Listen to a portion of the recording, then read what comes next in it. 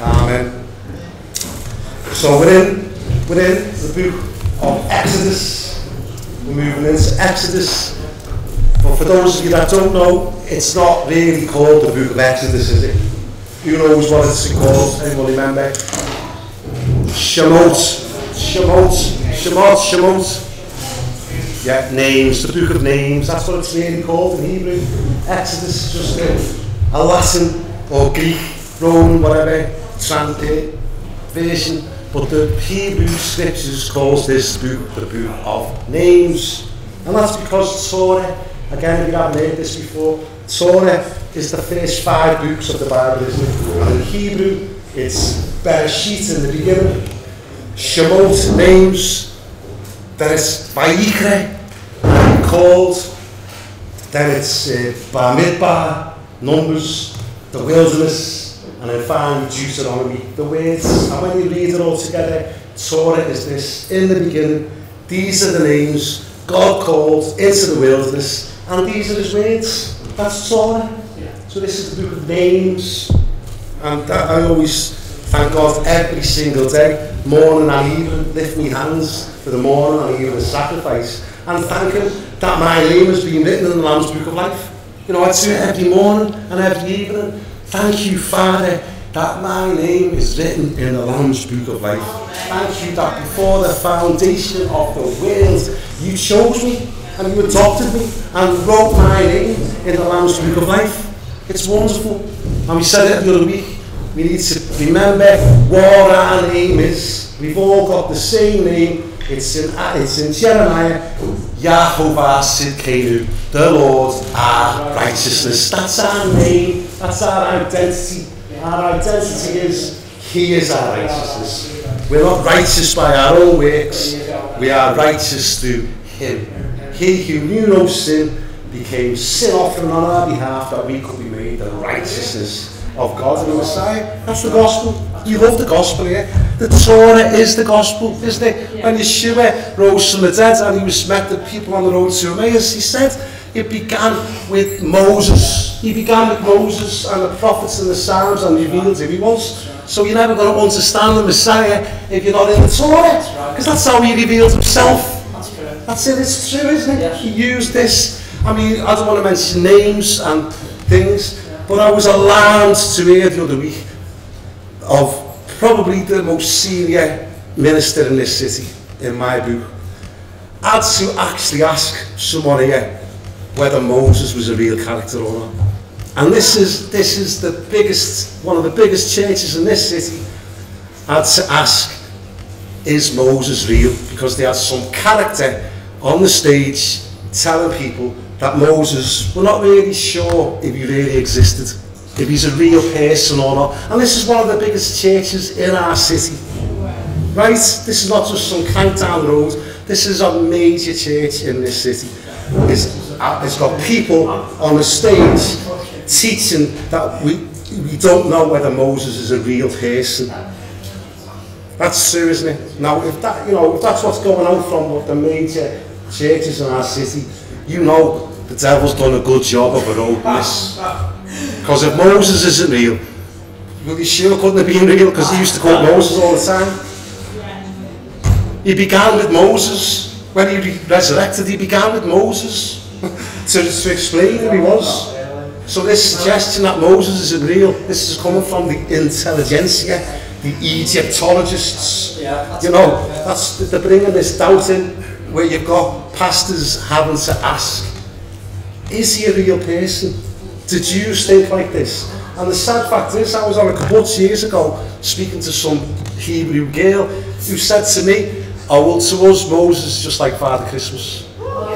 Yeah, this is obviously not a believer, but a Jewish person who's saying like Moses is some sort of Robin Hood character, and this is how he's become. And that's what the devil's done a job on us. Moses is very real. this is Hosea 4:16, my people perish through it. Yeah, it is. And that's what he attacks. You know, you do away with the Torah, you start nailing the Torah to the cross, the next thing, you start relegating Moses to the once upon a time Disney characters. It's like, no, he's a real man. This is real, it's a true story. All scripture. Amen.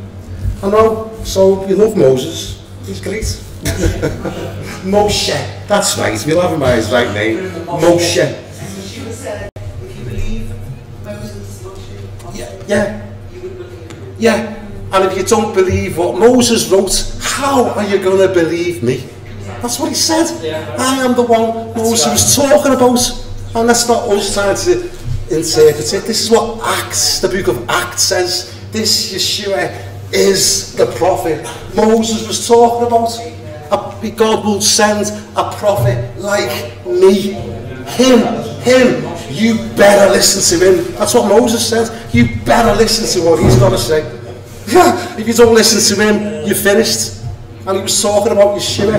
And what did Yeshua come? He just came to authenticate exactly what Moses said.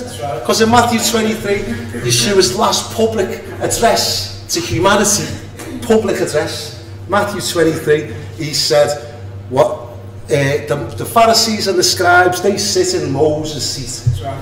Whatever he says, not whatever they say, whatever Moses says, that's what you've got to do. So Yeshua didn't come to take away from what Moses said. He came to authenticate it and say, you've already got it. It's what they're saying in the book of Acts, in Acts 15. Look, if you'll stop all of that pagan nonsense and idol worship and eating blood and having sexual immorality, then we'll let you come into the synagogue and then you will hear what Moses said. This is the New Testament church. That's how they fellowshiped. They met on the Sabbath, and then Moses was read throughout all of the world. In every synagogue on the Sabbath day, Moses is read. And if you pack in all of that pagan stuff, then we'll fellowship with you and let you come in and hear what Moses has got to say. Nothing's changed. Yeshua said, don't think for 1 minute, I have come to do away with the Torah. I have not come to do away with it. I've come to fulfill it. And as it says in Romans chapter 8, he died that he could fulfill the righteous requirements of the Torah in us. So this is part of what Yeshua is doing. He's fulfilling it through his people. His people should be keeping Torah so that what Yeshua said is coming to pass in our lives. He's not come to do away with it. He come to fulfill it. And that doesn't equal do away with it. Point this guy to Hebrews 11:23, because that says, by faith Moses when he was born, Yeah. by his parents. Great. By faith Moses when he became of age refused to be called the son of Pharaoh's daughter, choosing not to suffer affliction of the people of God and to be so the passing. And esteeming the reproach of Christ greater riches than the treasures of Egypt, for he looked to the reward. By faith he forsook Egypt. There's a passage there about Moses. That's right. Listen, if he's believing in the New Testament, thinking the Old Testament is fairy stories, brings to that. That's a good point, that. That's a great point. Yeah, scriptures like that falls apart there. I say I was shocked to hear it, but I know the person that told me it's not making it up, because they were actually questions about it. So yeah, I know what I'm saying. The devil attacks through this. It's a major attack. You know, well, that's what I love. We just get back to our roots here. And I think we've finished Genesis now, and we've had a good foundation in Genesis. It came clear through Genesis that the gospel is salvation by grace through faith. That is not a New Testament concept. That's the way it's always been. Noah found grace in the eyes of God. And Hebrews, what you've just read from Hebrews 11, tells us that Noah was a man of faith. So it's always been by grace through faith. It's always been by grace through faith. God laughs at his enemies. Yeah. He laughs at these people. He laughs at his enemies. Why don't we laugh? Yeah, well, we got to mourn as well, though, John. You know, this is the time we need to mourn for this situation. We need to mourn. Those who mourn will laugh, but we need to mourn over the state of what this faith turns into. It's, you know, we need to get back to our basic Hebrew faith. So, amen. Let's just read a bit. That's already 10 minutes. So, the book of Shemot, and there's a lot to get through here, loads to get through. So, let's just make a start. And it starts off, it says now in my Bible, but it's actually and. It connects to last week, where we left off last week. It's one continuation, this. And these are the names of the children of Israel who came to Egypt. And we've already covered this in Genesis, so we won't go through this again. And the summary of it was 70 people went down to Egypt, wasn't it? Or there was, Joseph was already there with his kids, so in total there was 70 members of this family. The royal family begins with this many in Egypt. And you've always got to remember now, as we mentioned quite a few times, God told Abraham very clearly, so clearly in Genesis 15, that this was going to happen. He said this: your offspring are going to be sojourners in a land that doesn't belong to them, and they're going to be in a land they're going to be oppressed in, they're going to be afflicted, but I will bring them out, and they will come out with great possessions. He'd already told Abraham this, and he gave him the time and everything. 400 years. It was so clear. It was so clear. Anyone that had ears to hear would have, like Joseph did and Jacob, they started to understand, didn't he? This is the plan of God. God has purposed this. Joseph made it clear. Don't blame yourselves. God intended all of this. It's going to work a great deliverance. So we need to remember this. This is all in the plan of God. Anyway, verse 6. So Joseph died, all his brothers and all that generation. But the children of Israel were fruitful and increased abundantly, multiplied and grew exceedingly mighty, and the land was filled with them. Now there arose a new king over Egypt who did not know Joseph, because Joseph was the ruler, wasn't he? He was like Pharaoh's best mate, and Pharaoh made him in charge of all Egypt. But then this new Pharaoh come, and he didn't know about Joseph. So verse 9, and he said to the people, look, the people of the children of Israel are more and mightier than we. Come, let's deal shrewdly with them, lest they multiply and it happen in the events of war, that they also join our enemies and fight against us, and so go up out of the land. He wants to keep his slave nation, because they've become slaves now. They went down as a gang of shepherds, and now they've been turned into builders and labourers and slaves.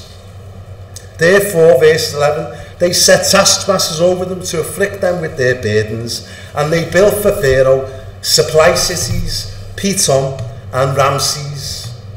But the more they afflicted them, the more they multiplied and grew, and they were in dread of the children of Israel.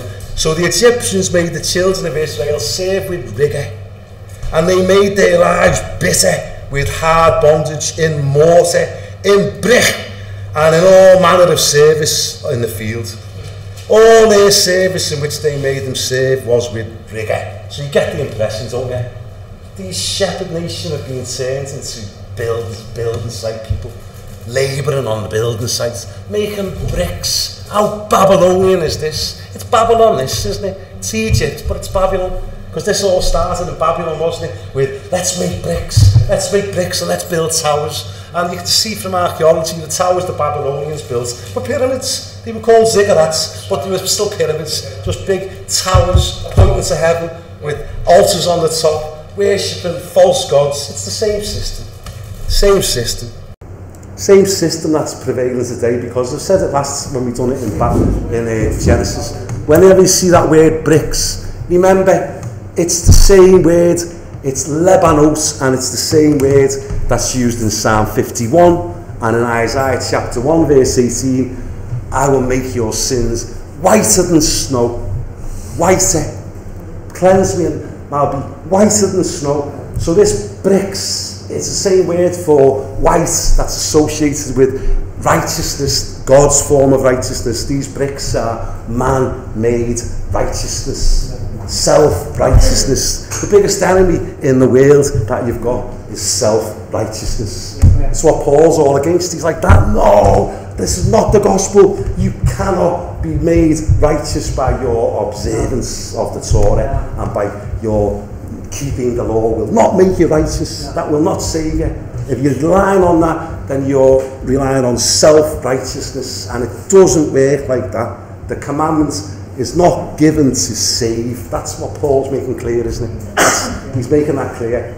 But he's not saying it's done away with. He's saying once you're born again, then your heart will love the Torah, because you'll have a new heart.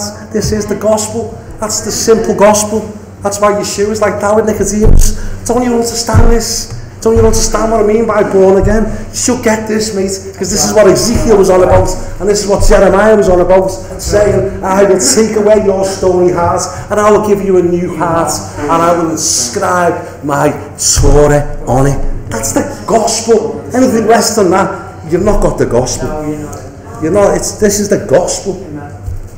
Unashamedly, that's the gospel. So, amen. Verse 15, and the king of Egypt spoke to the Hebrew midwives, of whom the name of one was Shipra, and the name of the other was Puah. And, you know, it's just interesting, in the book of names, their names are in, and the ruler of the world, Pharaoh, king of Egypt, he doesn't even know who he is. He doesn't even get his name mentioned in the book of names, because his name's not in the book of life, but these two are. These midwives, their names are in the book of life. And he said to them, so just, you know, we've all got pictures of when we think of Pharaoh being Ubrinne, because that's who Pharaoh is, isn't it? But just put a bit of a moustache on him, a little furry moustache, and a bit of a side part, and start looking at this fella a bit more like Hitler, because that's who he is. He's Hitler. This is like a big Holocaust he's about to have. So it's the same spirit that was driving Hitler to annihilate 6 million Jews. It's the same spirit that's in this fella called Pharaoh. Just because he's got a bald head and a bit of makeup on, it's the same fella. It's the same spirit, I should say. It's Hitler. This is a Holocaust that's going to take place. Hitler's just another Pharaoh. And he said, when you do the duties of a midwife, verse 16, for the Hebrew women, and see them on their birth stools, if it's a son, then you shall kill him. But if it's a daughter, then she shall live. But the midwives feared God. And they didn't do what as the king of Egypt commanded, but they saved the male children alive. So the king of Egypt called for the midwives and said to them, why have you done this thing and saved the male children alive? And the midwife said to Pharaoh, because the Hebrew women are not like the Egyptian women, for they are lively and give birth before the midwives come to them. Nice, right? You know, apparently they just do stand up on the feet and just give birth and go, right, come on, get on with it, give birth quick, got to get back to business. You know, and that's a bit like the way we should be.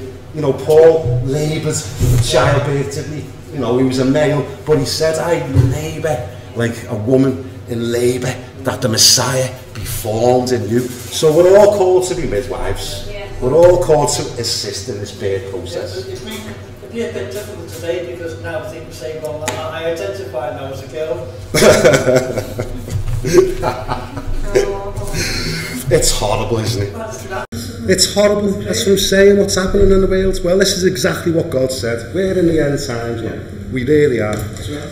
You know, I was saying last night to you, wasn't I? It's like this story, you know, this true story. It's not once upon a time Moses really existed.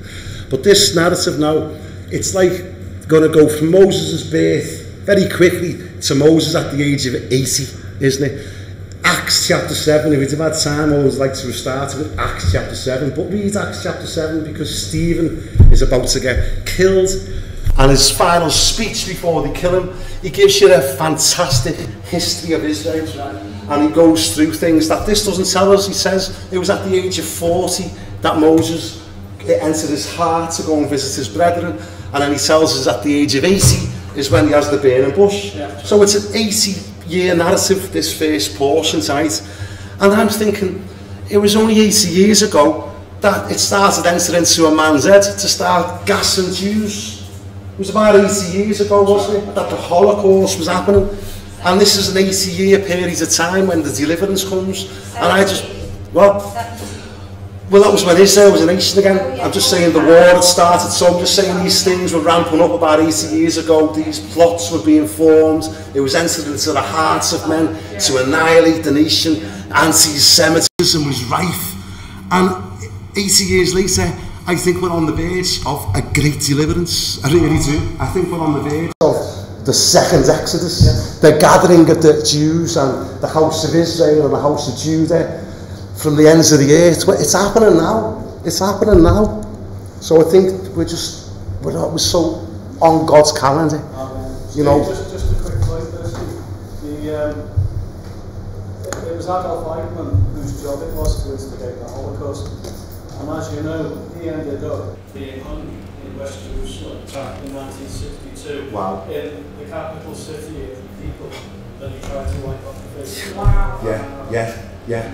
And God. it was just like Haman trying to Yes. kill Mordecai, ending up on his gallows. That's right. It's just ironically on Yeah. And this is how it's going to end up. The bigger picture is all pointing to the end times. That's right. You know, I mean, again, this is not just a history session that we have here. This is 1 Corinthians chapter 10 says quite clearly, all of this that's written was written for our benefit, for our instruction. We can read about all this and go, oh, I wouldn't have done that. Oh, I ought to be like this. Like, well, good, be like that then. Learn from these lessons. It's what it says. This was written for our instruction on whom the end of the ages has come. 1 Corinthians chapter 10 says this. This is for our instruction. I don't think any generation apart from us could have ever felt this way, you know. There's been some heroes who were like almost born out of their time, that were champions for the return of Yeshua. Put us to shame, some of these people. They were 100 years ago and 200 years ago, and they had passion for Yeshua's return. Now, I've said it a few times, is there anywhere I can go on a Sunday in this city where I'll hear about Yeshua coming back? And I've asked a few times and no one's ever said, oh, let go. They talk about it. It's the opposite. If you go in and talk to anybody to show him and you think you're mad, we should be zealous for his return. Yeah, but don't forget the scripture speaks about the famine of the land, not a famine of the food, but a famine of the word. Oh, we've got to cry, so I'm saying we need to cry out here and mourn. Thank you, Father. It's up to us to take that word. Amen. Don't mind mourning and crying out, get out. Okay, alright, I'll take that. Yeah, sound. Yeah. Okay, so these Hebrew women are given birth quite lively. Verse 20, therefore God dealt well with these midwives, and the people multiplied and grew very mighty. And so it was, because the midwives feared God, he provided households for them. So they got their own families. Lovely. Pharaoh commanded all his people. This sounds like he's having a genocide amongst even his own people here. That's what it sounds like to me. Pharaoh commanded all his people, saying, every son who is born you shall cast into the river, and every daughter you shall save alive. It says it in Ezekiel's very interesting, Ezekiel chapter 29. It talks about Pharaoh there, and it says that there Pharaoh considers himself to be a god. He considers himself to be God, and he considers that he made the Nile for himself. So Pharaoh understood that the Nile was his and he created it. That's what Ezekiel 29 says. It's the same thing. It's what's going to happen soon. There's going to be a man who claims to be God. He's going to sit in the temple of God proclaiming that he is God. So there's nothing new under the sun. This has been years in the making, years in the making. The world rulers, they're all Luciferians. They worship the devil. They are. That's what they are. Isn't this amazing? Where just on that last verse there, 22, where it said he'll cast every son into the river. Yeah. But that one of the first plagues that was brought on Egypt, that the rivers and all the waters turned to blood. Yes. Yeah. Quite right. I've not seen that. I know. No, there's a few things I haven't seen. You know, the more I'd say, we're only new at this, really. You know, we're only a few years into this.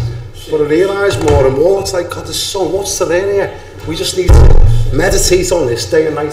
This narrative is so important. The creator of the universe has wrote it this way. So we'll mention these things. Chapter 2, just cracking on because there's a lot to get through here. Chapter 2. So we'll tell us the name of these people in chapter 6. A man, his name's Amram. The house of Levi went and took as a wife a daughter of Levi. She's Jochebed. So the woman conceived and bore a son. And when she saw that he was a beautiful child, she hid him for 3 months. She doesn't want to throw him into the river. She doesn't want to kill him. Who would? But when she could no longer hide him, she took an ark, same word as the ark of Noah, a teva. She took an ark of bulrushes for him, daubed it with asphalt and pitch, just like Noah's ark, put the child in it and laid it in the reeds by the river's bank. And his sister, here's that phrase, stood afar off to know what would be done to him. So I've said that phrase because we've seen it a few times now, haven't we? When Abraham was taking Isaac to sacrifice him, and he saw afar off the mountains of Moriah. And then he saw it when Joseph's brothers were all plotting to kill him. They saw him from afar off and plotted to kill him. So this is a very biblical phrase, afar off. And in Psalm 38, you see it. It's a messianic prophecy of Yeshua on the cross, that he says, my relatives stand afar off from my plague. And then it verifies it in Matthew. In Matthew it says that his mother and Miriam of Magdalene were standing afar off as he was crucified. So that phrase is all throughout it. And all of that was so that eventually those of us that were afar off could be brought near through his blood. Yeah, but in Ephesians is saying, Paul, yous were once far off, but now you've been brought near. And so Miriam's like, you know, like the New Testament Miriam, same names, everyone in the New Testament is called Miriam. Everyone around Yeshua is Miriam, innit? It's Mars, Miriam, everyone's Miriam. Salvation from the waters. Yes, salvation from the waters. I know it's called Salvation I said that. From the water. I did say that, didn't I? Yeah. So his sister stood afar off, verse 5. Then the daughter of Pharaoh came down to bathe at the river, and her maidens walked along the river side. And when she saw the ark among the reeds, she sent her maid to get it. And when she opened it, she saw the child, and behold, the baby wept. Thought there would have been a few more R's there. And I was thinking, not like Yeshua, because Yeshua didn't weep, did he? It says that thing away in a manger, no crib for a bed. The little Lord Jesus lay down his sweet head. And no crying he makes. I don't think that's true. I think Yeshua would have wept, just like any normal baby. So he had compassion, she had compassion on him and said, this is one of the Hebrews' children. And I'm assuming that this is because at the age of 8 days old, he was circumcised. You're presuming he would have been circumcised by his mum and dad because they were Levites and they knew the covenants of God. And I'm presuming that they circumcised him. And that's why she seen him and went, this is one of the Hebrews' children. Because the evidence was there. The evidence of the covenant was in his body. Verse 7, then his sister said to Pharaoh's daughter, shall I go and call a nurse for you from the Hebrew women, that she may nurse the child for you? And Pharaoh's daughter said to her, go. So the mother maiden went and called the child's mother. Then Pharaoh's daughter said to her, take this child away and nurse him for me, and I will give you your wages. Sound? I mean, it's going back to his mum, and so it's like getting child allowance or something. That's like, great. So the woman, Moses' mum, took the child and nursed him, and the child grew, and she brought him to Pharaoh's daughter, and he became her son. So she, Pharaoh's daughter, called his name Moshe. It is, isn't it? In Hebrew, Moshe, saying, because I have drawn him out of the water. Because that's what it means in Hebrew, or I think it's in Hebrew. Masha, to draw out. So Moshe is always going to be very connected with water, and it's, you know, we're going to see a lot of water incidents in Moshe's life, aren't we? So Moshe, water. Verse 11, now it came to pass in those days, Acts chapter 7 tells you that Moshe is now 40. It came to pass in those days when Moshe was grown that he went out to his brethren. It says in Acts he went to visit his brethren, and it says in Acts this, I better read this, Acts chapter 7, it says quite clearly, let me just read it. Acts chapter 7 says, verse 25,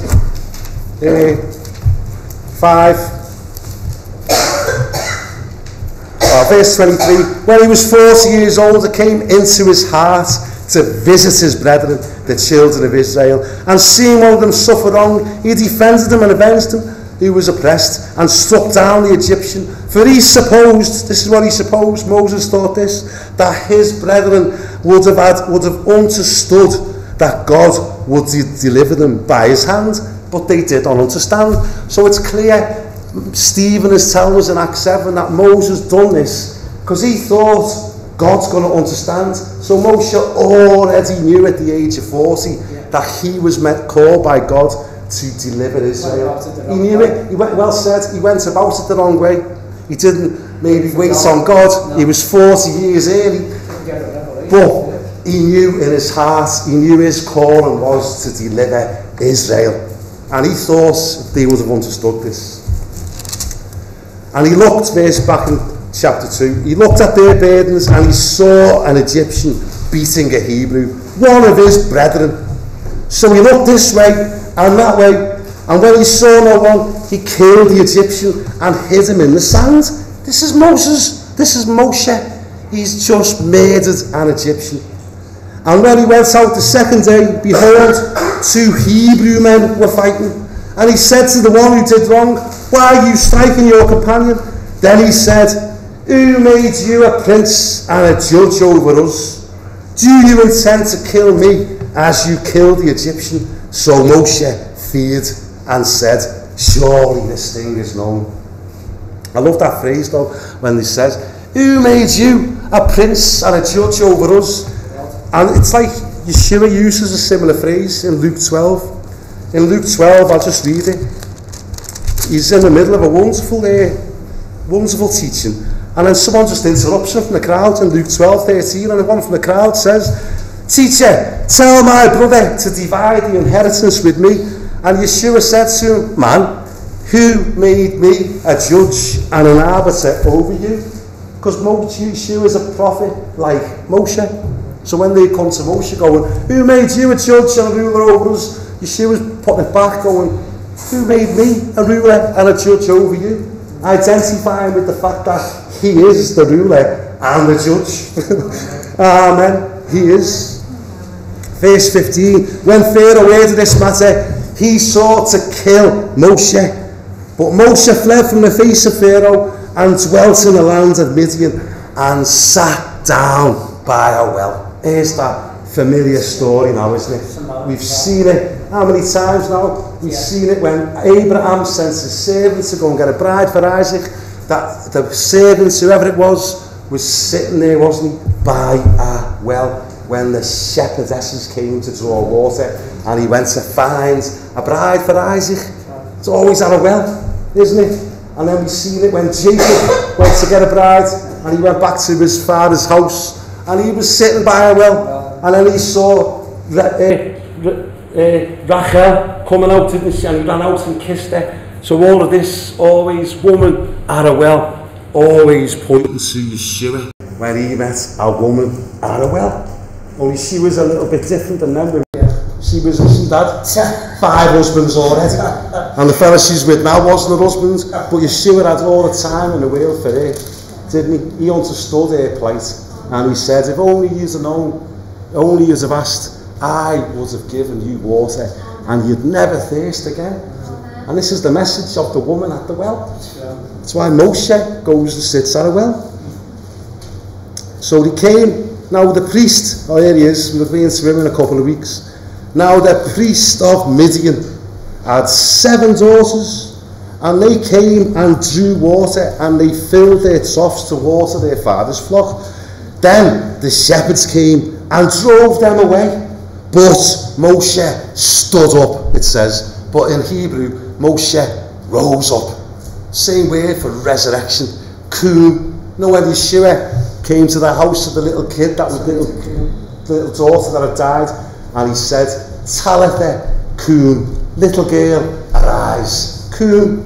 Same word, it says here, Moshe rose up and helped them. That word is Yasha, Yasha, save them. Same root of Yeshua. Moses is a prophet like Yeshua. Yeshua is a prophet like Moses. Moses, at a well, stood up, rose up, and saved them. Yasha helped them and watered their flock. It's just Yeshua. You know, this is Yeshua. It's what he done. He rose up to save us and gave us the water of life, which is the Spirit. It says this in John 7, doesn't it? Anyone who's thirsty, let him come to me, and of his innermost being will flow rivers of living water. This he spoke concerning the Holy Spirit. So the scripture commentates on itself. The Holy Spirit is the water. Ruach, yeah. Verse 18, when he came to Ruel, their father, he said, how is it that you've come so soon today? Because obviously this was a regular occurrence. They were obviously going to water the sheep every day, and every day these fellas were coming and having enough. And so Jethro was like, how come you are back so soon? Well, this is why. They said, an Egyptian delivered us from the hands of the shepherds, and he also drew enough water for us and watered the flock. And so they think Moshe's an Egyptian, so I don't know if he still had all the makeup on. Probably still had his bald head and his hair hasn't grown yet. And he looked like an Egyptian. But he wasn't an Egyptian at all. He was a Hebrew. He obviously had his pants on. They couldn't tell, like, the Pharaoh's daughter knew he was a Hebrew.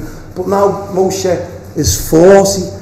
And again, Acts tells you, Moshe was trained in all the ways of Egypt.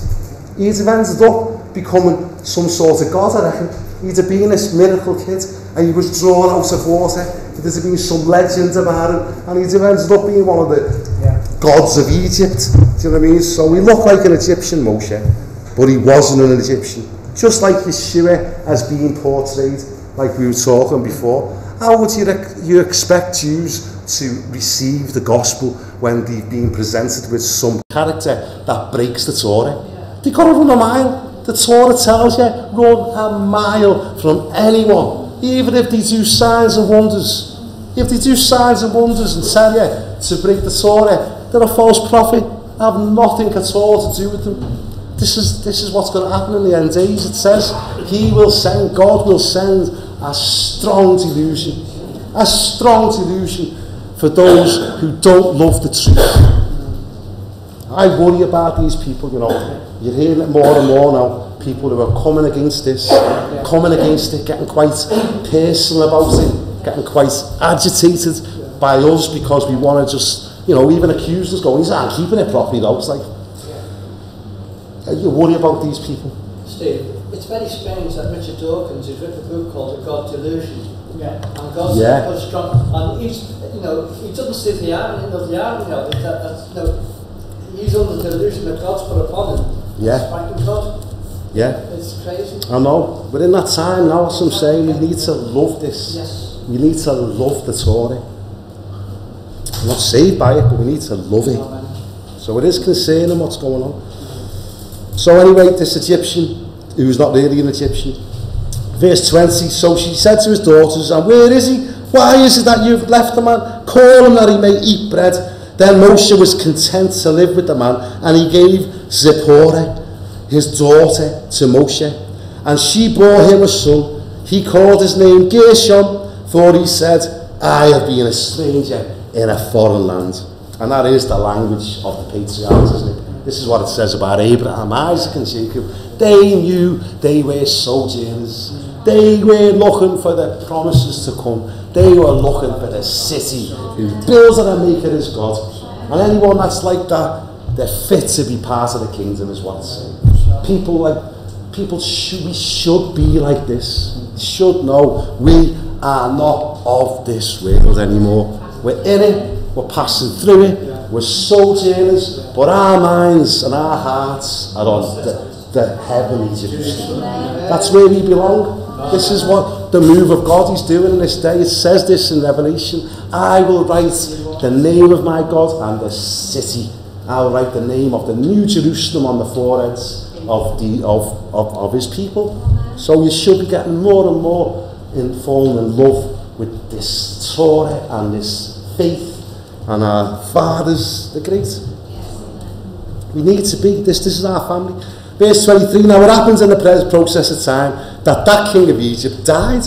Then the children of Israel groaned because of the bondage, and they cried out, and their cry came up to God because of the bondage. So God heard their groaning, and God remembered his covenant with Abraham, with Isaac, and with Jacob. Amen. Not just like with one of them, because he reaffirmed in the lives, didn't he? He said to Abraham that when it was Isaac's time, he confirmed it with Isaac, And then with Jacob, he confirmed it with Jacob. And he made the covenant with the three of them. And now he's remembering it. Not that he's ever forgotten. He's already said, never forget this period of time. 400 years. So now he remembers.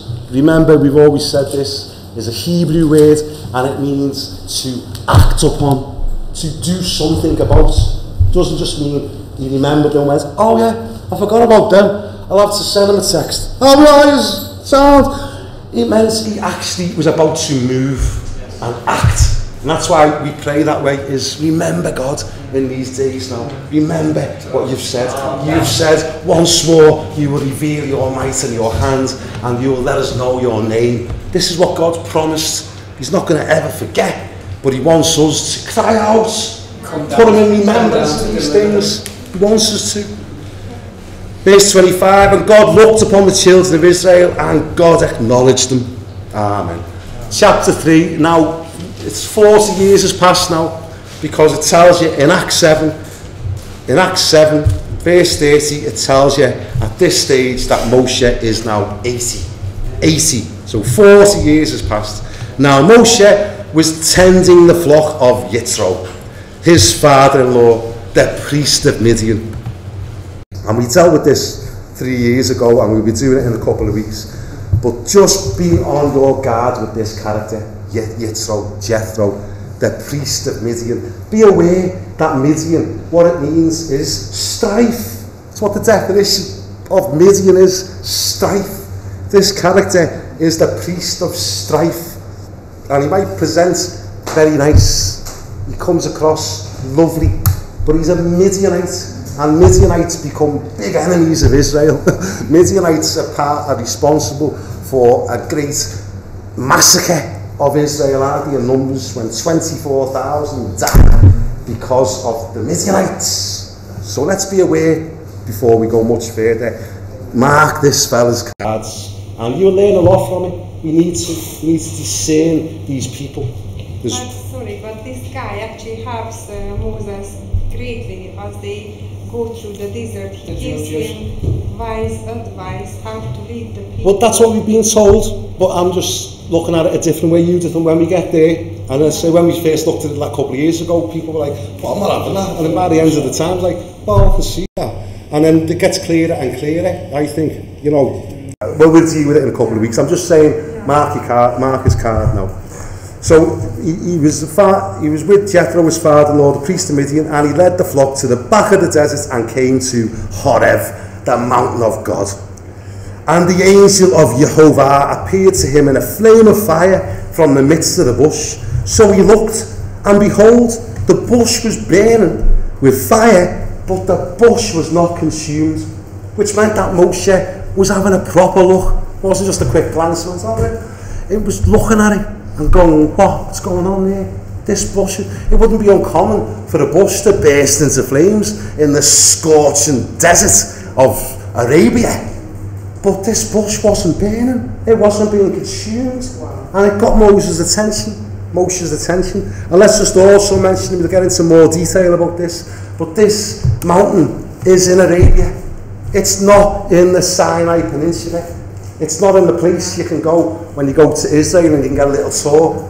You can't go to this mountain. It's in Arabia, and it's far from going there. But Paul says in Galatians 4 that Sinai is in Arabia. And it was Constantine's mum that decided it was in the Sinai Peninsula and named the mountain and built a monastery there. Constantine's mum obviously didn't read Galatians. If Constantine's mum was read Galatians, she would have known Mount Sinai is in Arabia, in the land of Midian, not in the Sinai Peninsula. And lots of people, that's why people are saying, oh, Moses didn't really exist, because we've been on all these expeditions and we can't find any evidence, because they're looking in the wrong place. It's like, what's the point in looking in the wrong place and saying we can't find any evidence here? It's like, you said some time ago that there is a video about this on YouTube as well, which is amazing. Yeah, it's worth checking the videos out. Yeah. Just type in the real Mount Sinai, things like that, and there's so much information now. There's no excuse anymore. you know, no excuse, but, you know, people don't spend time to search these things out. I do it, I'll be doing it now in the next couple of weeks. I've done it the last couple of years, and it's like a feast to your eyes. You can feel the strength and the joy watching the real story and seeing the real mountain that's still black at the top, burnt, because fire really came down on it, and the mountain to this day is burnt. You can see where it turns from a red to a black, and where geologists have been and took and they've said, yeah, we've examined it, and it's burnt to a crisp. This, a real mountain, a real fire came upon this mountain. It's all true. Yeah. So this bush is not consumed. Verse 3, then Moshe said, I will now turn aside and see this great sight, why the bush does not burn. So when Yah saw that he turned aside to look, God called to him from the midst of the bush and said, Moshe, Moshe, and he said, here I am, Hineni, which doesn't mean here I am. It means, what can I do? What is your mission? What would you have me do? I am here at your service. Same language we've seen happening in the past when Joseph called Jacob and he said, here I am, it's send me, I will do your will. I am at your beck and call. Isaiah says it. It's very covenant language. Here I am. And we all need to say that. Samuel did. It's throughout. We need to be that people who say, here I am. Here I am. Because this is going right back to the garden, isn't it? When Adam was hiding with his wife and God's saying, where are you? Adam, where are you? This is the rightful response. Here I am. I'm not ashamed anymore because I know he's took all my shame. It says this is the language of faith. Those that come to God must believe that he is. And he is a rewarder of those that diligently seek him. Come on, let's draw near. We're a heart full of faith here because of the Messiah. Because we know we can. Because we know we can. In humility. Verse 5, then he said, don't draw near this place. Take your sandals off your feet, for the place where you stand is holy ground. It is. And you'll see that in the tabernacle. When we get to the tabernacle, the priests were all barefoot. All the priests, they all were barefoot in the tabernacle. That's how it is. So take your shoes off, your sandals off your feet. Verse 6, moreover he said, I am the God of your father, the God of Abraham, the God of Isaac, and the God of Jacob. And Moshe hid his face, for he was afraid to look upon God. So this fire, this angel, it's actually God. It's a manifestation of God. Consuming fire. Huh? God is a consuming God is a consuming fire. So this is a manifestation of God, isn't it? In my footnotes in there, the Father identifies with God. I agree. I mean, I'm just familiar with the debates that take place. I agree. It's God says Moshe was afraid to look at God. So it's God. But Yeshua used this, didn't he, this phrase again, when he's saying, I am the God of your father. And when the Sadducees, who don't believe in resurrection, they came to test Yeshua, didn't he? The Sadducees. And Yeshua said to them, use are mistaken, use are deceived because you don't understand the scriptures. Because they didn't believe in resurrection. And then he said, using this passage, he said, God isn't the God of the dead. He's the God of the living, because he said to Moses, I am the God of Abraham, Isaac and Jacob. He's not the God of the dead. He's the God of the living. And that's how we rebuked, so that's how we corrected the Sadducees with this passage. This passage proves this resurrection. Can we just try and get through this? Is that all right, boys? Thanks, Lar. So let's start just saying it's important that you see that passage is a resurrection passage. Yeshua used it to prove that there is resurrection from the dead. That passage. Verse 7, Yah said, I have surely seen the oppression of my people. My people. That psalm came, a few people's read the psalms tonight, and that was coming through all the time. We are his people. We are his sheep. He is our shepherd. And you can sense the heart of God in this. He is seeing the oppression. and they are my people. It's like when Yeshua met Saul on the road to Damascus, and he said, why are you persecuting me? Yeshua took it personally. When Paul was persecuting Christians and stoning Christians to death, Yeshua said, why are you persecuting me? Because he took it personal. And God's taken this personal. These are my people you're doing this to. I have seen the oppression of my people who were in Egypt, and I have heard their cry, and I know, because of their taskmasters, but I know I am intimately acquainted with their sorrows. So I have come down to deliver them out of the hands of the Egyptians, and to bring them up from the land to a good and large land, not this tiny little slither on the side of the Mediterranean. The promise he made to Abraham was from the river of Egypt to the river Euphrates. That's the land I've got for you. That's the land I've got for you. So we need to see a great expansion of the land of Israel. A land flowing with milk and honey, to the place of the Canaanites and the Hittites and the Amorites and the Perizzites and the Hivites and the Jebusites. Now therefore, behold, the cry of the children of Israel has come to me, and I have seen the oppression with which the Egyptians oppressed them. Come now, therefore, and I will send you to Pharaoh, that you may bring my people, the children of Israel, out of Egypt.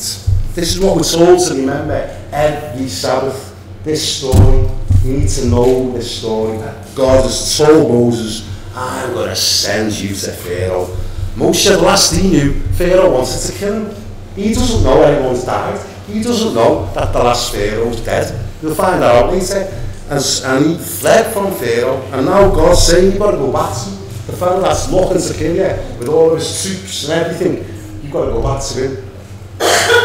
So verse 12, he says, I will certainly be with you. I will certainly be with you. And this shall be a sign to you that I have sent you. When you have brought the people out of Egypt, you shall serve God on this very mountain. In other words, you're going to be coming back to this mountain called Horeb right now, which is going to become known as Mount Sinai. You are going to come back here, Moses, and this will be a sign to you. Then Moshe, verse 13, said to God, indeed, when I come to the children of Israel and say to them, the God of your fathers has sent me to you, and they shall say to me, what's his name? What shall I say to them? And God said to Moshe, I am who I am. More correctly in Hebrew, it's Ehyeh Asher Ehyeh. And it's I will be who I will be. It's referring to, he's timeless God, isn't he? He's just, he was, he is, and he will be.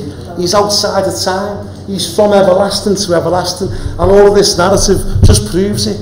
He's telling history before it's happened. He told Abraham 400 years. He's telling Moses what's going to happen now. He's even going to tell Moses, don't worry, this Pharaoh is not going to listen to you. He's not going to obey you. But I'm still going to do it. And this is how we need to be now. We really need to cling to the promises of God, like the first psalm that Marion read tonight, Psalm 91. We need to cling to these things now. He is our refuge. We've got to abide in his shadow. We need to cling to him like never before.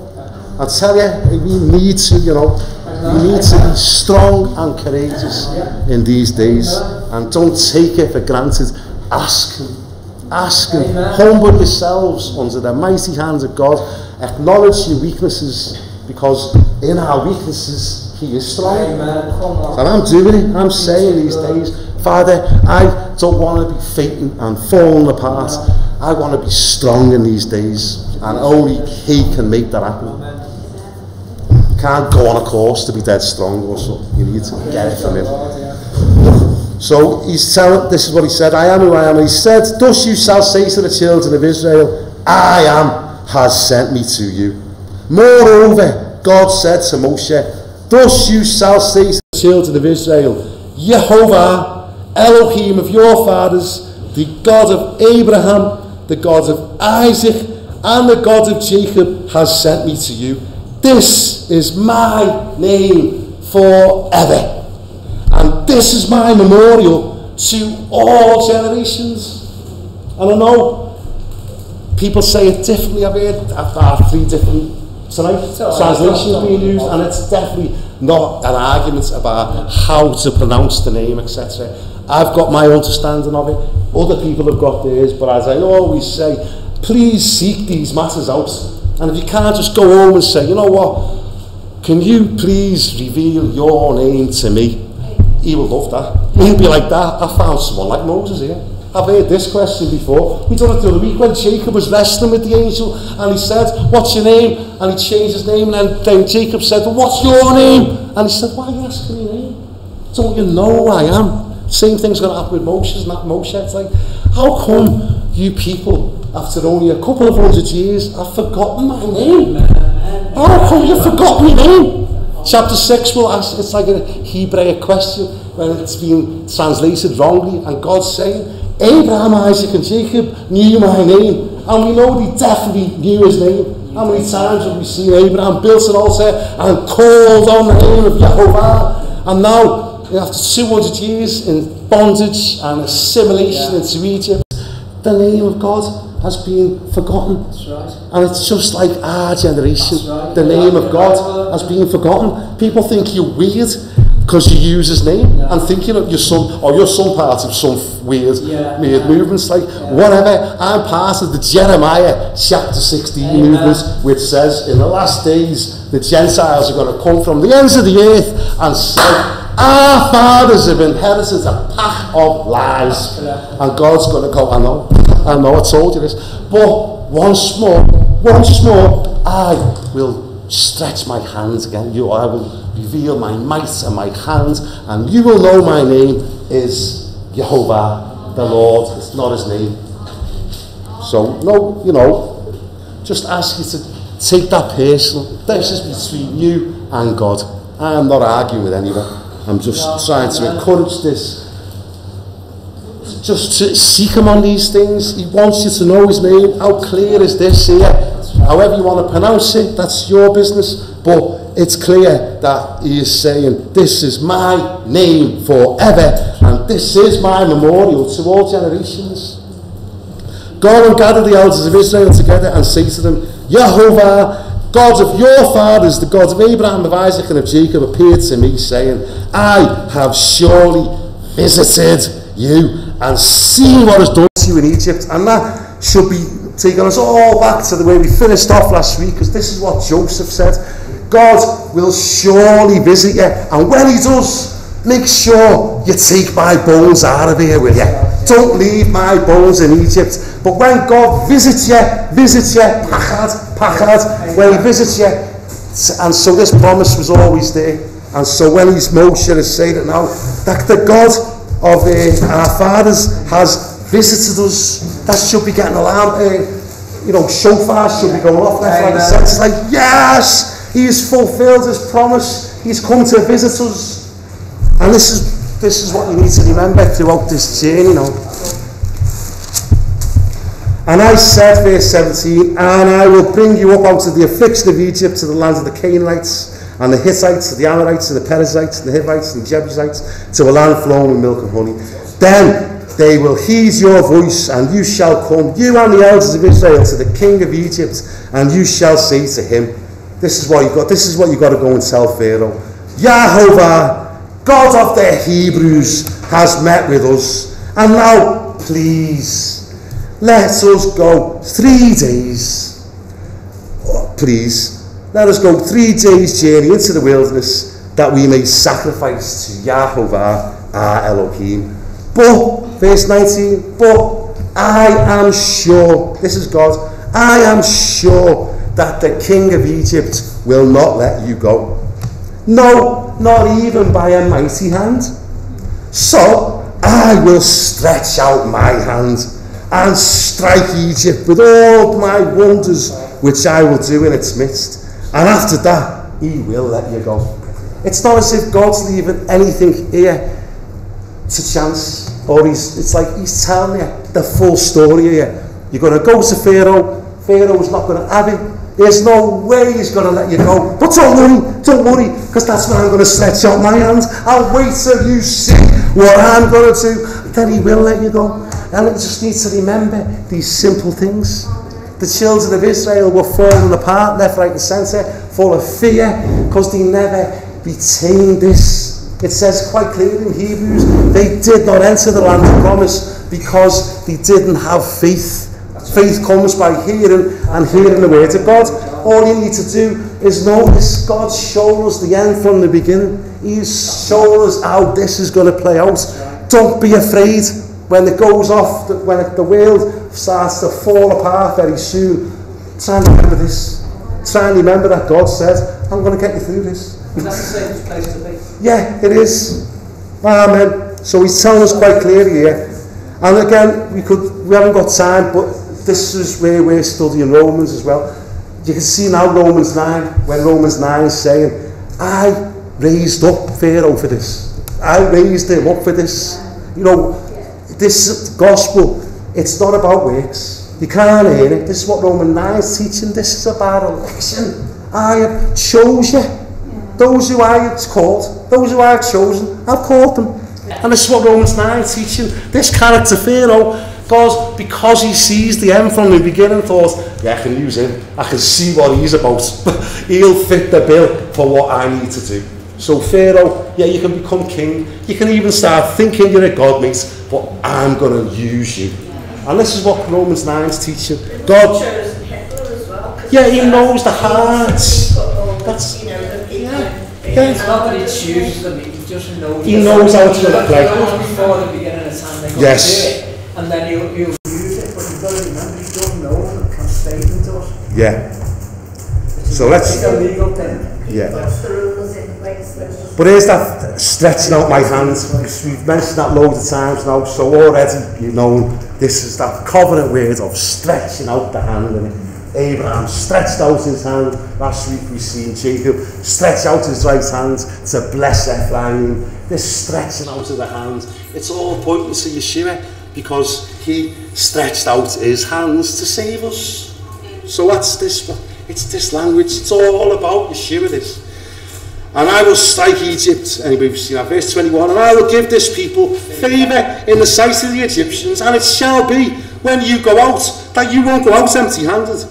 But every woman shall ask of her neighbour, namely of her who dwells near her house, articles of silver, articles of gold, and clothing, that you shall put them on your sons and daughters, so you shall plunder the Egyptians. And this is exactly what God had said in Genesis 15 to Abraham. He's already shown us this. Now, we know it happened a few years ago that some Egyptians have gone to Israel and claimed what they took from them.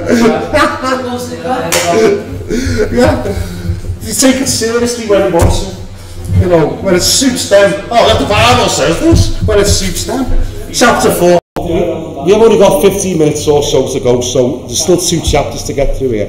Chapter 4. Then Moshe answered and said, but suppose, this is back to God now, suppose they will not believe me, or listen to my voice. Suppose they say, Yahovah has not appeared to you. So Yah said to him, what is that in your hand?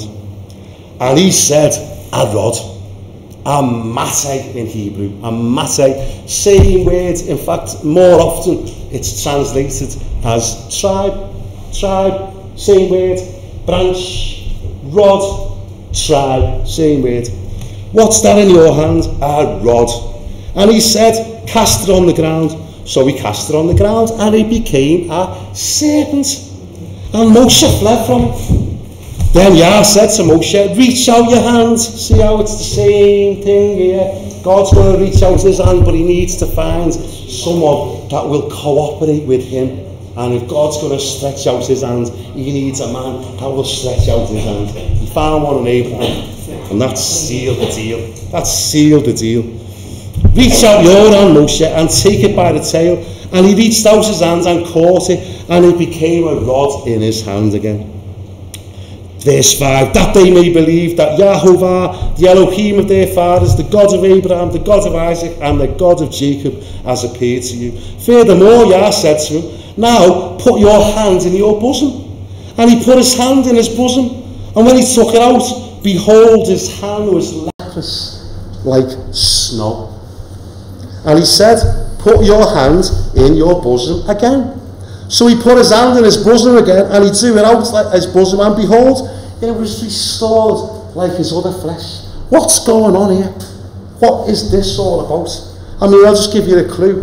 Yeshua is what it's all about. That's just a little clue. It's all about Yeshua, this. And I'll get into it in a minute. Just read it through first. Verse 8, then it'll be, if they don't believe you nor heed the message of the first sign, that they may believe the message of the latter sign. And it shall be, if they don't believe even these two signs, or listen to your voice, that you shall take water from the river, the Nile, and pour it on the dry land. And the water which you take from the river will become blood on the dry land. So there's three signs there, isn't it? Moshe said, what am I going to do if they don't believe me? So Yah gives them three signs as evidence that Yah has sent him. And I mean, I'm like Moshe, I'm not very eloquent of speech, so I just want to try and put this together of what I'm seeing. What's this about? You know, he could have done anything. Could have given more dramatic signs. Could have, you know, wrote it on the wall. But he gave him these three signs of a rod turning into a serpent and back to a rod, of his hand turning leprous when he put it by his heart and coming back, and then put it back in and it was clean again, and then finally water turning into blood. So them three things all are pointing to what Yeshua has done. The redemptive work of the Messiah is the signs God gave him. Why are they redemptive works? Well, because the first one, a rod turning into a serpent and back again. This is what Yeshua said to Nicodemus, didn't he? As Moses lifted up the serpent in the wilderness, so must the Son of Man be lifted up. And whoever looks to him will be saved. And that's what that's about. This is a sign showing that this is how salvation was going to come. A branch, a rod. Yeshua is that rod. You know, he is the rod of God. He will become not a serpent, but he will become, that's a good word, he will take upon himself the curses of sin and death. He will take upon himself become a sin offering. He who knew no sin became sin offering for us. So that's what it's all about, that Yeshua will be lifted up like serpents in the wilderness, and whoever looks upon him will be saved. Then the other sign was, put your hand in your bosom, means on your heart, and when you pull it out, it was leprous. And that's because it's showing the condition of man's heart. That man's heart is leprous. It's dead. It needs a new spirit. It needs to be born again. It needs to change our leprous hearts into clean hearts. Whenever I think of a leper, I always think of the first time you meet a leper in the Gospels, and it's after the Sermon on the Mount, and this leper comes to Yeshua full of leprosy and says, Master, if you are willing, you can make me clean. And Yeshua reaches out his hand and he says, I am willing, be clean. And immediately the man's skin was restored. And this is all a picture of salvation, because Yeshua said at the Last Supper, when he was going to wash the feet, and Peter objected, and then they had the conversation about it, and Yeshua said, look, you are now clean because of the word I have spoken to you. That's what's made us clean now, the declaration that be clean. Be clean. All this takes is coming to Yeshua and acknowledging that we were lepers, we were dead in our trespasses, we needed to be regenerated. And that's what this sign is. It's a sign of regeneration. Put your hand in, bring it out, see what it's all about, see that your hands just call leprosy from your heart. And now, put it back in again, and it will be restored like new. And it's all about the redemptive work. He could have picked any sign, something far more, woo! But he wanted to have a message about salvation in this, you know. And then the third sign was water being turned into blood, wasn't it? And whenever I think of water and blood, reminds me of Yeshua turning the water into wine as the bridegroom to come. But I love the fact that when Yeshua was on the cross, and so that the prophecies will be fulfilled, that not a bone in his body will be broken, and so that the prophecy of Zechariah 12 will be fulfilled. This is what John 19 says. He was pierced, and out of his side, blood and water flowed. And this is all pointing to who the Messiah is, what he was going to do. He was going to be lifted up like a serpent in the wilderness. Whoever looked at him was to be cleansed of their leprosy, and then will be washed in what Ephesians 5 is saying, the blood and water make up the waters of purification. That's what the waters of purification are. The water mixed with the blood of the Messiah is the water that sanctifies us. And it says we need to be washed in that water and be sanctified. So there are the signs that God gave Moshe. Verse 10, Moshe said to Yah, "Oh my Lord, I am not eloquent." This is not what Acts says. Acts says he was learned in all ways. He was mighty in speech, it says in Acts, in the Egyptian ways. But he doesn't understand this covenant, Moshe, right now. "Oh my Adonai, I am not eloquent, neither before nor since you have spoken to your servant. But I am slow of speech and of tongue." So Yah said to him, "Who made man's mouth? Who makes the mute, the deaf, the seer, or the blind? Have not I, Yahovah? Now therefore go, and I will be with." There's that phrase again that he used, I am, I will be, with your mouth, and teach you what you shall say. But he said, "Oh Adonai, please send by the hand of whoever else you will send." So the anger of Yah was kindled against Moshe, and he said, "Is not Aaron the Levite your brother? I know he can speak well, and look, he is also come out to meet you. When he sees you, he will be glad in his heart. Now you shall speak to him and put the words in his mouth, and I will be, again, I will be with your mouth and with his mouth, and I will teach you what you shall do. So he shall be your spokesman to the people. He himself shall be as a mouth for you, and you shall be to him as God. And you shall take this rod in your hand with which you shall do the signs." So Moshe, verse 18, went and he turned to Jethro, his father-in-law, and said, Please let me go and return to my brethren who are in Egypt, and see whether they are still alive. And Yitro said to Moshe, "Go in peace." Now Yah said to Moshe in Midian, "Go, return to Egypt, for all the men who sought your life are dead." So this is good news to Moses, because he was scared, because that Pharaoh was looking to kill him, and Yah saying, "They're dead, they're all out the way now, don't worry Moshe." Verse 20, Moshe took his wife and his sons, set them on a donkey, and returned to the land of Egypt, and Moshe took the rod of God in his hand. And the next bit we'll come to is a bit strange, but I'm just going to say now, why did Moshe take his wife and his sons? God didn't say, take your family, you're going on a little holiday, no pack of cases. Didn't tell him to do that at all. And that's why I think it goes a little bit awry now. Verse 21, Yah said to Moshe, "When you go back to Egypt, see that you do all those wonders before Pharaoh, which I have put in your hand. But I will harden his heart, so that he will not let the people go." And don't think that Yah is taking over Pharaoh's will here. It's not like Pharaoh's just being bypassed. This word, "I will harden his heart." If you remember last week when we finished the Torah, we said, Kazakh, baby, that's Kazakh, be strong, and let's encourage one another. And that's what God's saying here. I'm going to strengthen his heart. It's a different word. Later on, next week, it will say that Pharaoh hardened his own heart.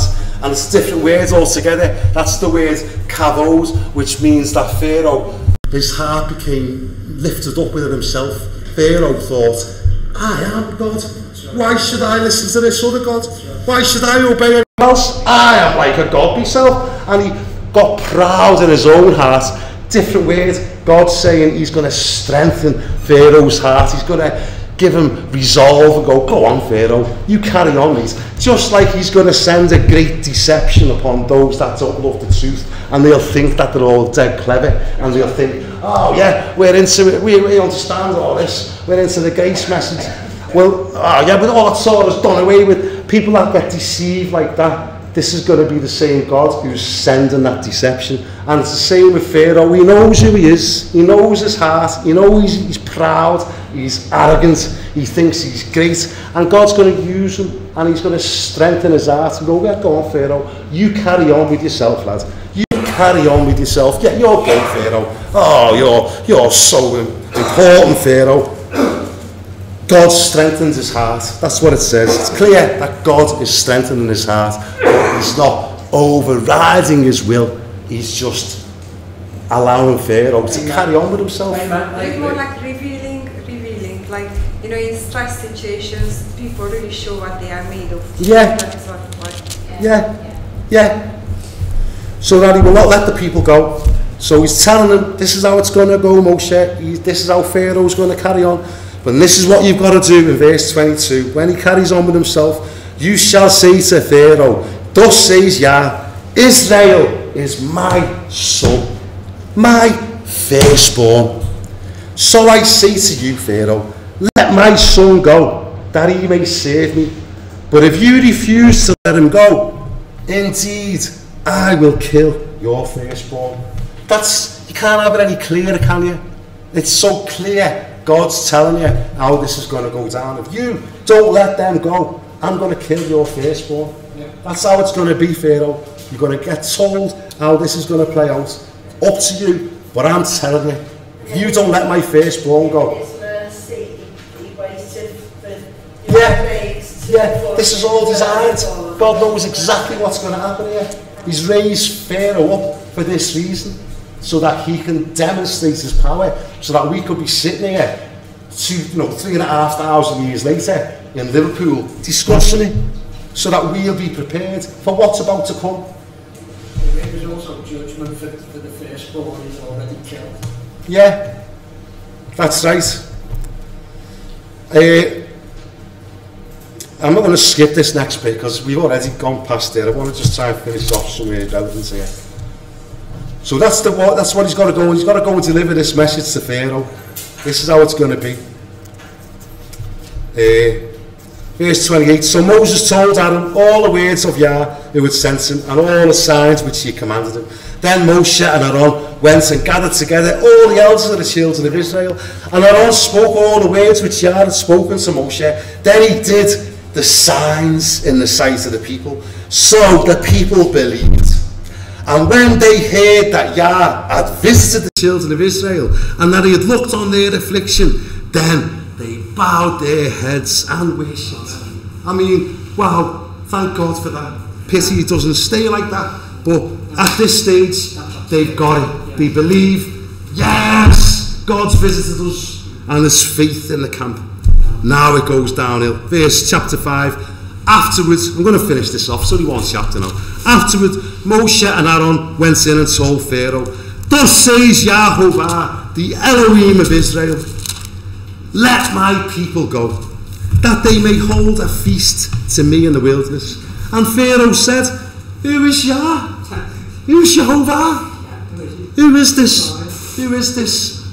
Beginning, who was, who is, and who is to come. Who is this eternal God? That I should obey his voice, to let Israel go. I don't know Yahovah, nor will I let Israel go. This is the sort of people that Yeshua will say, you know what, get away from me because I don't know you either. That's what he's going to say at the end, isn't it? Yeah, it really is serious stuff. That's why we love in this group, Psalm 139. Yeshua's going to say to a certain group of people, get away from me, I don't know you. Psalm 139 says, God, know me, know me, search me, try me. If there's any evil way, get it out of me. That's what wise virgins sound like, because they're wise and they're onto this and they're going, oh, I don't want to be standing before Yeshua and I'm saying I don't know yet. So I know what I'll do. I will ask him to know me. And I'll do it in faith, knowing that there's no way he will turn around and go, no. He will go, what? You want me to know you? Okay, get ready. Prepare yourself for this journey. But if you want me to know you, I will know you. You might have to go through the wilderness, but I will be with you throughout it. So verse 3, so they said, the God of the Hebrews has met with us. Please let us go 3 days journey into the desert and sacrifice to Yah our Elohim, lest he fall upon us with pestilence or with the sword. Then the king of Egypt said to them, Moshe and Aaron, why do you take the people from their work? Get back to your labour. And Pharaoh said, look, the people of the land are many now, and you make them rest from their labour. So the same day Pharaoh commanded the taskmasters of the people and their officers, saying, you shall no longer give the people straw to make brick as before. Let them go and gather straw for themselves. And you shall lay on them the same quota of bricks which they made before. You shall not reduce it. They are idle. Therefore they cry out, saying, let us go and sacrifice to our God. They've got nothing better to do. They're lazy. Tell you what, make them go and get their own straw from now on as well. Let more work be laid on the men, that they may labour in it. Let them not regard false words.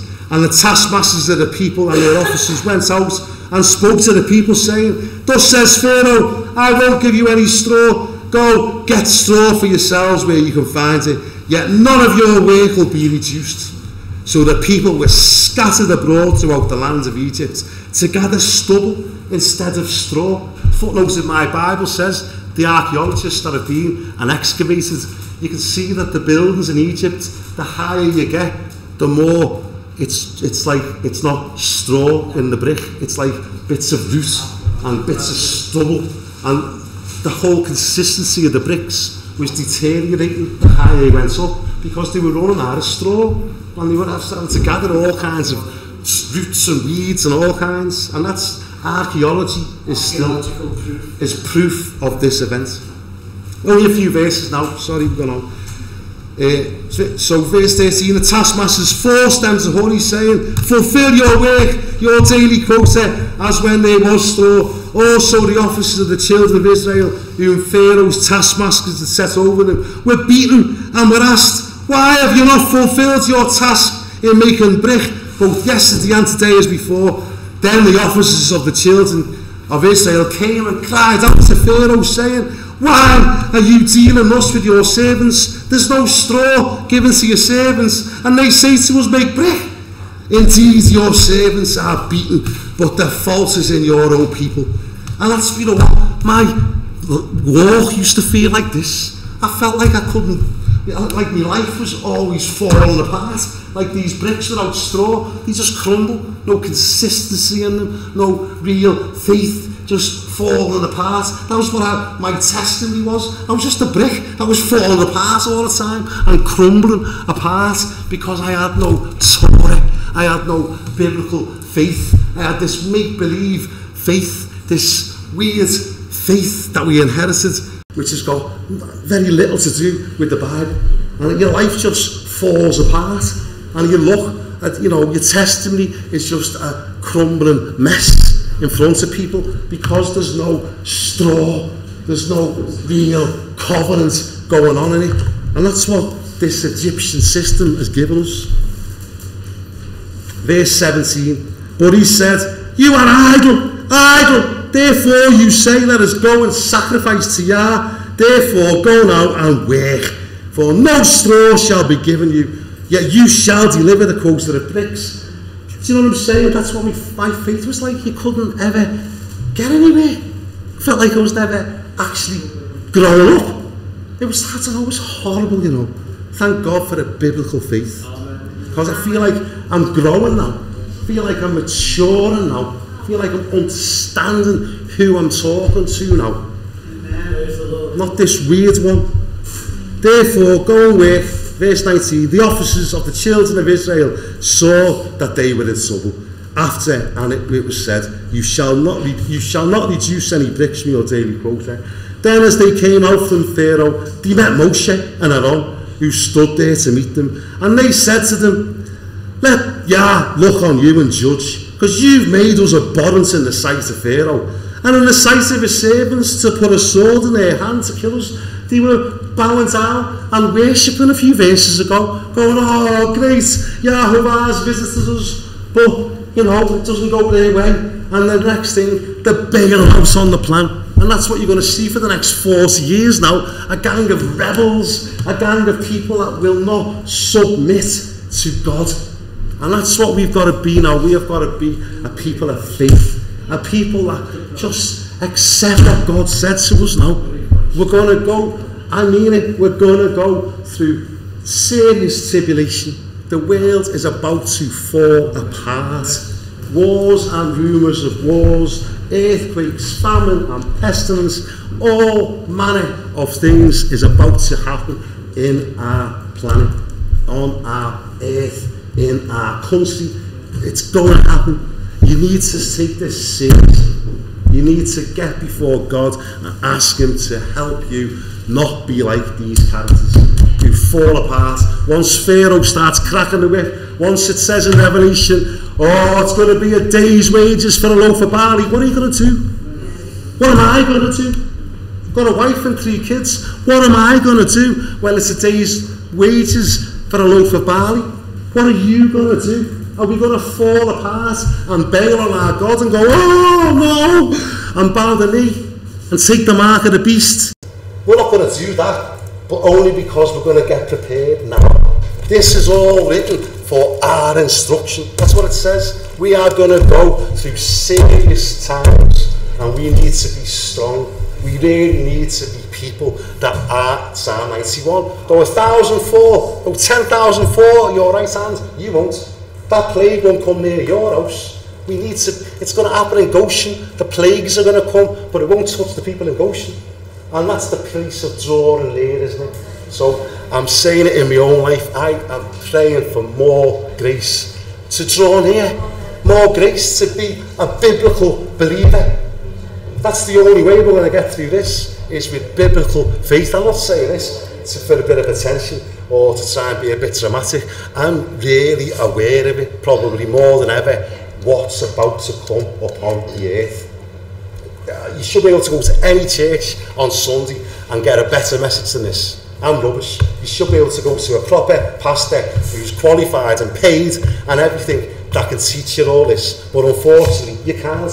You'll go and get your ears tickled, you'll go and get told a load of rubbish, and just come back next week and it'll all be fine. Well, that's wearing thin now. That's not going to get you through. That's not going to get you through. This is not a tickle your ear meeting. Oh, you're right. This is a get ready meeting.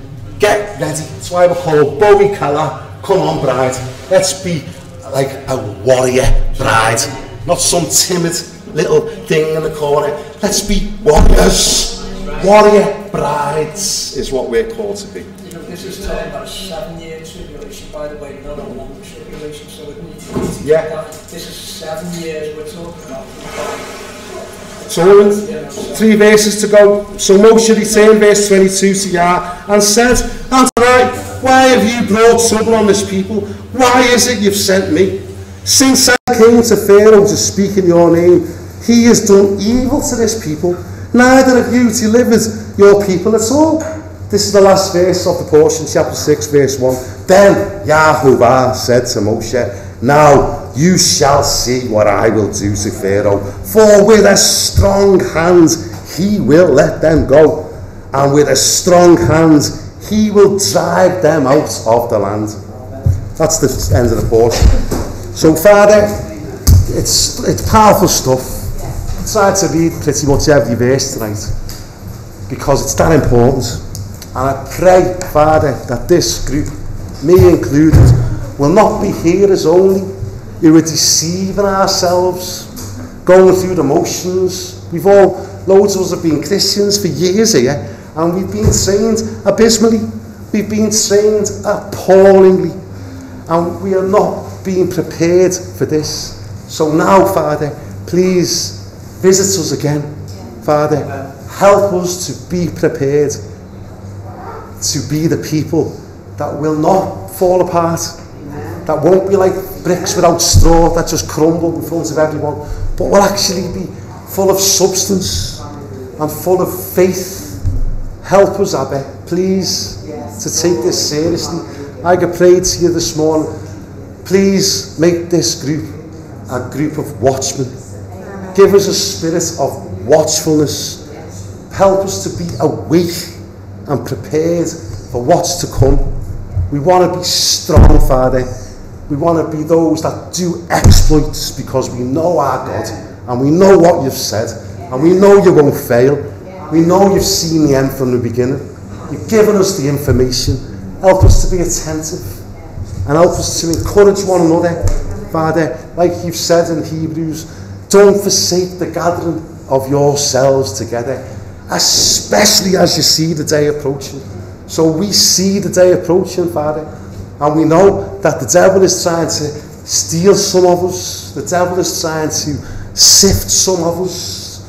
So strengthen us, Lord God, as a group, and help us to be committed to one another, please. Help us to walk in love with each other here and be your people. Amen.